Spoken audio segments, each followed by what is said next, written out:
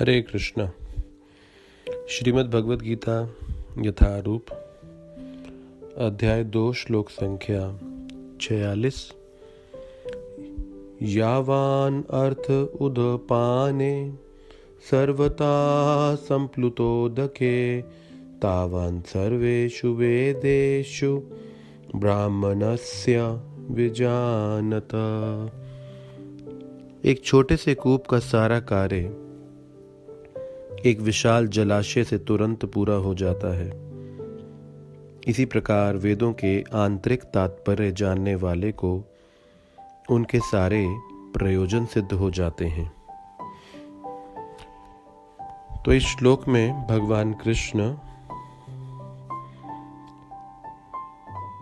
समझा रहे हैं कि भक्ति श्रेष्ठ क्यों है,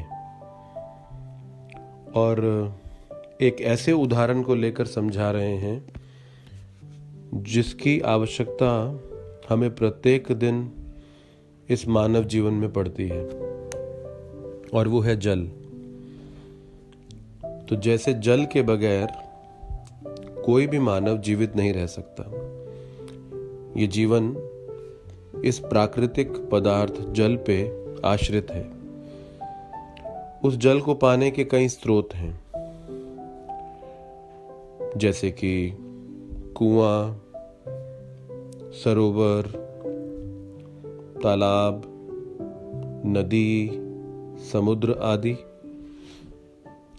लेकिन हर स्रोत की अपनी एक सीमा है। वो उतनी सीमा तक ही हमें जल प्रदान कर सकता है। तो कुएं की जल प्रदान करने की एक सीमा है। लेकिन अब कुएं से ऊपर हम सरोवर में जाएं तो उसमें कई कुओं के जल की सीमा है, और अगर हम नदी में जाएं तो वहां बहता हुआ निरंतर जल वो भी असीमित मात्रा में है।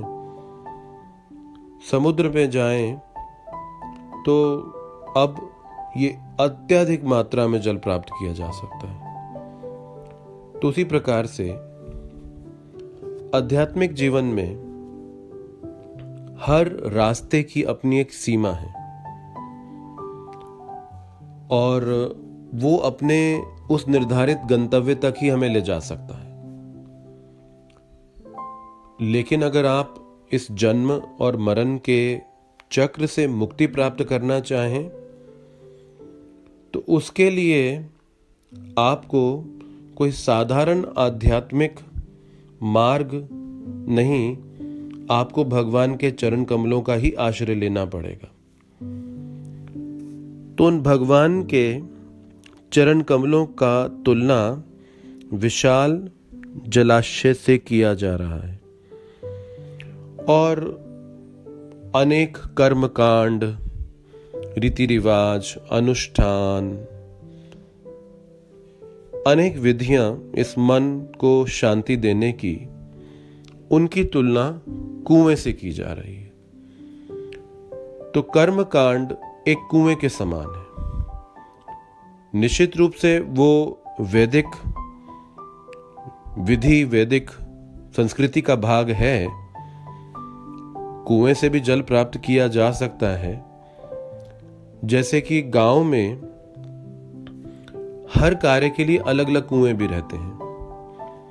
कपड़े धोने के लिए अलग कुआं होगा, नहाने के लिए अलग कुआं होगा, क्योंकि जहां कपड़े धोए जाएंगे तो वहां पर साबुन इत्यादि मैल जल में बना ना रह जाए, इसलिए स्नान करने के लिए अलग कुआं।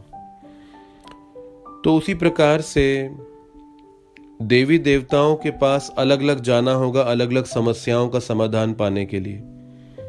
तो हर देवता हमें अलग प्रकार की सुविधाएं दे सकते हैं।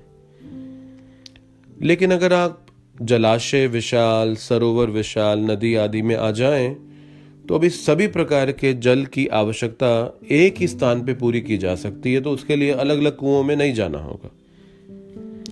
तो उसी प्रकार से भगवान कृष्ण की जो भक्ति है वो अपने आप में पर्याप्त है इस मानव जीवन में रहते हुए इसे संतुलित रखने के लिए और जीव की आनंद पाने की अभिलाषा को पूरा करने के लिए, और इस मानव जीवन के उपरांत मुक्ति प्राप्त करने के लिए भी।